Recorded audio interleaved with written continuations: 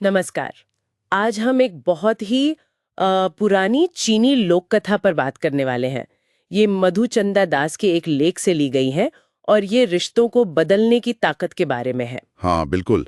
ये कहानी है लीली नाम की एक बहू की, जिसका अपनी सास के साथ मतलब बिल्कुल नहीं बनती थी। रोज झगड़े, तनाव। हाँ, घर का माहौल एकदम असहनीय सा हो गया था। तो आज हम इसी कहानी की परतों को खोलेंगे, देखेंगे कि इसमें क्या गहरा सबक छिपा है। बिल्कुल। प्रेम, धैर्य और नजरिए का बदलाव कैसे चमत्कार कर सकता है। तो कहानी में होता ये है कि लिली इतनी तंग आ जाती है, इतनी हताश, कि वो अपने पिता के एक दोस्त हैं श्री हुआंग, उनके पास जाती है। हाँ, जो जड़ी बूटियों के जानकार हैं, और वो उनसे जहर मांगती हैं अपनी सास के लिए। जहर? मतलब वो इतने परेशान थे? हाँ बिल्कुल। लेकिन यहाँ श्री हुआंग का जवाब बहुत दिलचस्प है। वो सीधे मना नहीं करते, बल्कि एक तरकीब बताते हैं। अच्छा, क्या तरकीब? वो लीली को कुछ जड़ी बूटियां देते हैं। कहते हैं रोज थोड़ा थोड़ा सास के खाने में मिला देना, मगर एक शर्त भी रखते हैं। शर्त? कैसी शर्त? जहर देने के साथ? हाँ, शर्त ये कि शक से बचने के लिए लीली को अपनी सास से बहुत ज्यादा प्यार से पेश आना होगा। मतलब पूरी इज्जत देनी होगी, हर बात माननी होगी, सेवा करनी होगी, बिल्कुल एक सगी बेटी की तरह। ओ, मतलब बाहर से एकदम आदर्श बहू बनना होगा, जबकि अंदर? अंदर तो नफरत है। बिल्कुल। शुरुआत में तो यही था। इरादा तो जहर देने का था। जी। लेकिन लीली ने बात मानी। उसने श्री हुआंग के कहे अनुसार ही किया। रोज सेवा करना, प्यार से बात करना, ये सब? हाँ, रोज सास की पसंद का खाना, उनकी देखभाल, मीठी बातें। और धीरे धीरे ना कुछ बदलने लगा। क्या? सास का रवैया, वो नरम पड़ने लगी। वो भी हुआ? सास का दिल भी पिघला लीली का इतना प्यार और सम्मान देखकर। पर जो असली बदलाव आया ना, वो लीली के खुद के अंदर आया। यहाँ बात बहुत गहरी हो जाती है। लिली के अंदर? वो कैसे? वो जो रोज प्यार और सेवा का नाटक कर रही थी ना, वो धीरे धीरे नाटक नहीं रहा। उसकी अपनी कड़वाहट, वो नफरत, पता ही नहीं चला कब घुल गई। सच में? हाँ, 6 महीने बीतते बीतते उसे अपनी सास में माँ दिखने लगी। वाह। वो सचमुच अपनी सास से गहरा लगाव महसूस करने लगी। और सास? सास भी उसे दुनिया की सबसे अच्छी बहू मानने लगी, तारीफें करती थी।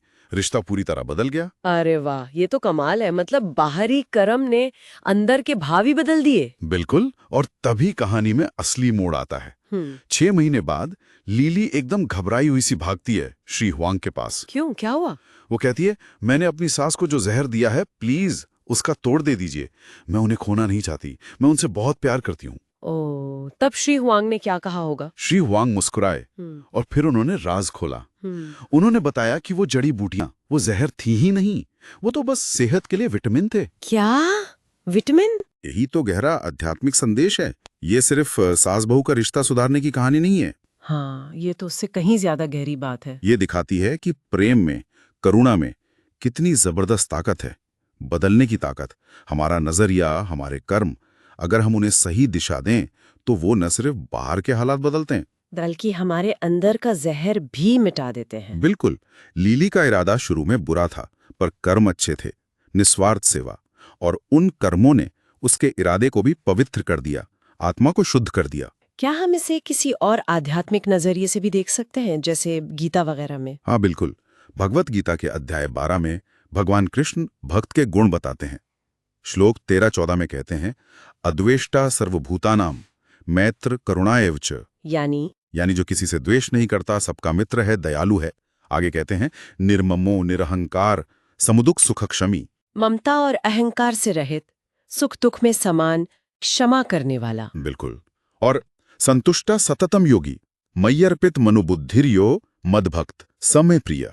जो हमेशा संतुष्ट है, योगी है, मन बुद्धि मुझ में अर्पित किए हुए है, ऐसा भक्त मुझे प्रिय है। तो लीली अनजाने में ही इन गुणों को अपना रही थी। हाँ, अनजाने में उसने द्वेष छोड़ा, अद्वेषता, करुणा दिखाई, करुणा, अहंकार छोड़कर सेवा की, निरहंकार, धैर्य रखा, क्षमी।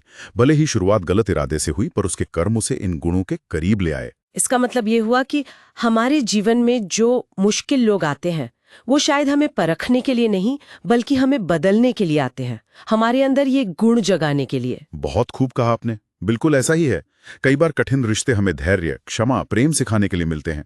असली जहर बाहर नहीं, हमारे अंदर की नेगेटिविटी है। और उसका तोड़ अगर प्यार और दया से भरे हों तो वो सबसे मुश्किल हालात को भी, सबसे कड़वे रिश्तों को भी बदल सकते हैं, मिठास ला सकते हैं। हाँ, शुरुआत में शायद कोशिश करनी पड़े, थोड़ी जबरदस्ती लगे, पर धीरे धीरे वो एक गहरा आंतरिक बदलाव ले आता है, आध्यात्मिक बदलाव। और अंत में सोचने के लिए एक बात छोड़ी जा सकती है, ये जो सक्रिय दया का सिद्धांत है, जिसे लिली ने अपनाया, भले ही मजबूरी में, अगर इसे अपने जीवन के किसी मुश्किल रिश्ते में थोड़ा थोड़ा उतारने की कोशिश करें तो क्या हो सकता है, क्या बदलेगा? सोचने वाली बात है।